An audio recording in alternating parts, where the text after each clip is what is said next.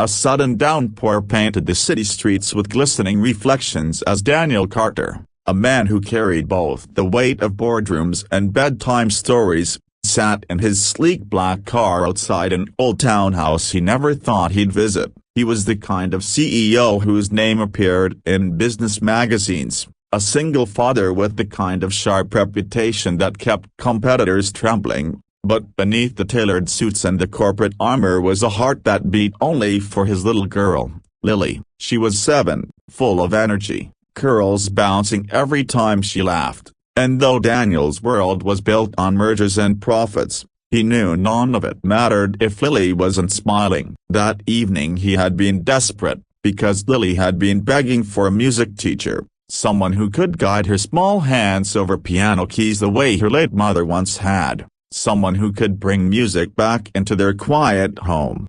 When he first saw the listing online, he didn't notice the tiny detail that would change everything. 2 different teachers with nearly identical names, one a strict, polished instructor at the city conservatory, and the other a woman working independently from her small apartment, a single mom trying to hold her world together with music lessons that barely paid the bills. And so when he clicked, dialed, and booked, he assumed he was hiring the former, the one who matched his world of order and excellence. But fate, with its quiet sense of humor, had other plans. The door opened to a warm glow of lamplight, and there she stood, Emma, a woman with kind eyes that carried both weariness and strength, her auburn hair tied back loosely, her smile nervous yet genuine. She was not what Daniel expected, and for a moment his instinct was to apologize for the mistake and retreat, but Lily had already bounded past him, eyes wide at the piano waiting in the corner of the modest living room. "Hi, I'm Lily," she chirped, her voice filling the air with a brightness Daniel hadn't heard in months. Emma knelt to her level, her smile softening. "Hello, Lily. Do you like music?" That simple question melted the tension, and Daniel found himself watching as his daughter's world lit up, while his own walls began, without his consent, to crack.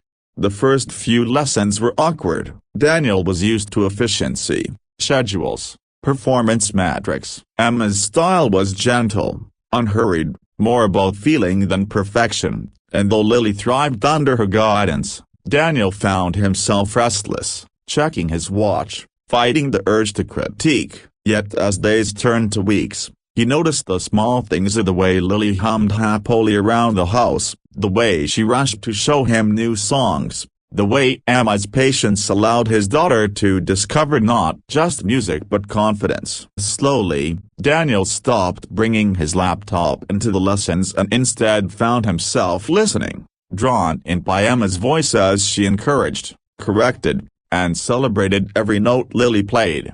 It wasn't long before he discovered Emma's own story. One evening after a lesson, when Lily was too busy petting Emma's golden retriever to pay attention, Daniel asked casually, "How did you get into teaching?" Her eyes flickered, and she hesitated before answering, "It wasn't really a choice. My husband left when my son was 2. Teaching music was the only way I could stay home with him and still pay rent. It's not glamorous, but a broken bar, it's ours." Her voice caught, but she quickly steadied it, smiling as if to erase the tremor. That night, Daniel couldn't sleep. He kept seeing the quiet dignity in her eyes, the way she carried burdens without complaint, and it stirred something in him, an echo of his own struggles, of nights spent awake worrying about how to be both father and mother to Lily.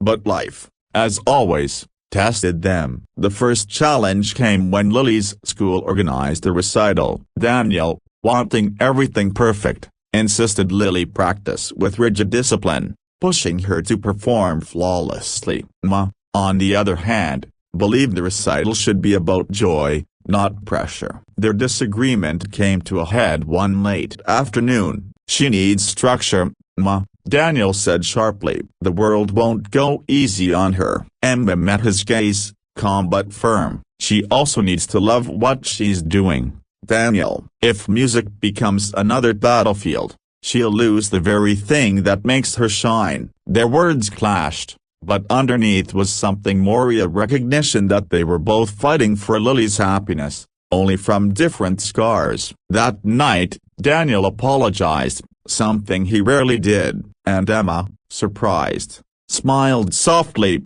knowing she had glimpsed the man behind the CEO mask. As the recital approached, Daniel found himself spending more time in Emma's world. He noticed how her small apartment was lined with second-hand books and sheet music, how her son, Ethan, now 8, quietly worked on homework at the kitchen table, occasionally glancing at his mother with a protective love far beyond his years. Daniel saw in Ethan the same loneliness he had once seen in Lily, of the absence of a parent shaping them quietly. And soon, the children bonded, Lily teaching Ethan her favorite games, Ethan showing Lily how to draw cartoon animals. Their laughter filled the spaces where silence had once lived. The second challenge arrived when Daniel's board demanded his attention on a critical overseas project. He faced the choice: he'll leave for 3 months and miss Lily's recital, or risk his company's biggest deal. For the first time in years,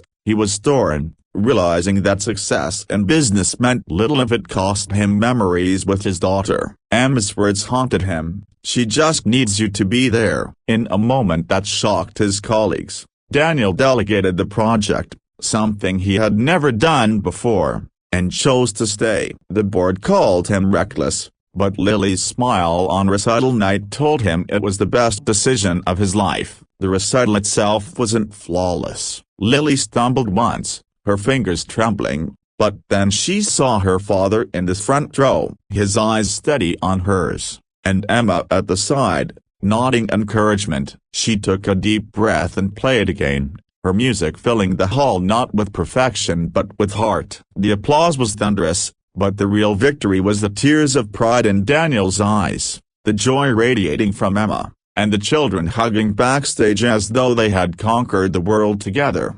Still, not all challenges disappeared. Daniel's world and Emma's world were not easily merged. There were whispers in society pages about the CEO seen frequently with a modest music teacher. Some of Daniel's peers advised him to be careful about his image. Emma, too, struggled with doubts. Could she ever belong in his world of wealth and power, or would she always feel like an outsider? One evening, after a particularly harsh article suggested Daniel was lowering his standards, Emma tried to step back. "You don't need this," she whispered. "Your reputation, your career, you've worked too hard to let me complicate things." But Daniel's answer was quiet and steady.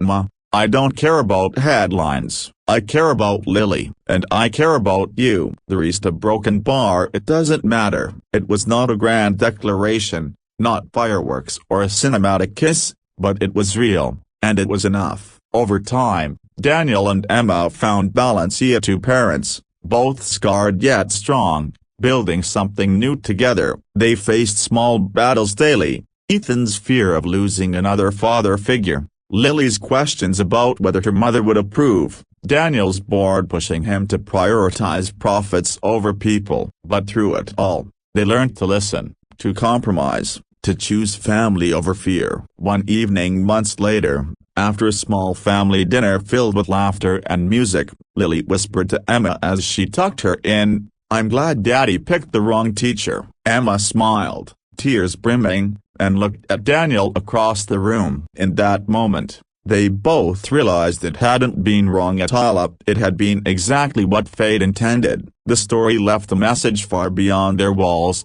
that sometimes mistakes lead us to the people we need most, that love can be rebuilt from broken pieces, and that family is not defined by perfection but by presence, patience, and the courage to open one's heart again. Daniel had found more than a teacher for his daughter. He had found a partner, a companion who understood loss, resilience, and the quiet beauty of choosing love in the face of uncertainty. And Emma, in turn, had found not just stability but someone who saw her not as a struggling single mom but as the remarkable woman she was. Their lives didn't suddenly become easy. Challenges came and went, as they always do, but together with music as their bond, children as their anchor, and love as their compass, they walked forward, proving that sometimes the greatest symphonies begin not with flawless notes but with the courage to play, even through the mistakes.